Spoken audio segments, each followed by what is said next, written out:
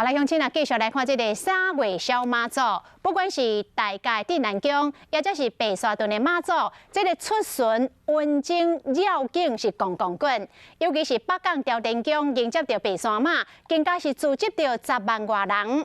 不过这个医师看你的眼内是真紧张哦，加上这个天气真热，大家嘴暗挂袂调，嘛要来维持着社交的距离，恐惊会将做着防疫的大漏坑。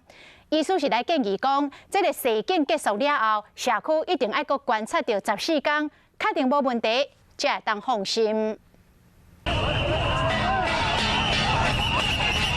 3月小妈祖，这个信众受前要看妈祖乱叫的风采，北港朝天宫10万人迎接白沙马，大家呢下来客气，根本就袂记社交距离。信众的热情看在医师的眼内，真正是会烦恼。 蛮恐怖的一个群聚的一个概念，目前在国际上是绝对不被容许的一件事情。如果不幸的里面有一些人是有问题的，那真的会造成很可怕的后遗症。 医生告诉，唔是无原因。你看这几天，无论是倒就因妈祖进香人客人的所在，都是有人嘴暗无好法挂咧，防疫恐惊会出问题。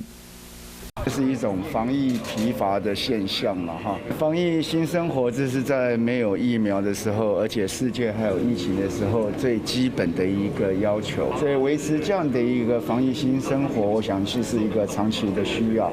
就是因为疫情，所以讲考虑疫情情形下，台湾开放美国猪肉进口，敢要去看因的工厂？有没有这样的一个需要了哈？如果都没有新的进口厂，那当然就不会去查。那第二是看看美国双方在防疫的一个要求。再他强调讲，即马进口的美国猪肉总共有53斤，会一批一批检验持续1年，后续嘛有可能维持严格查验，安全上无顾虑。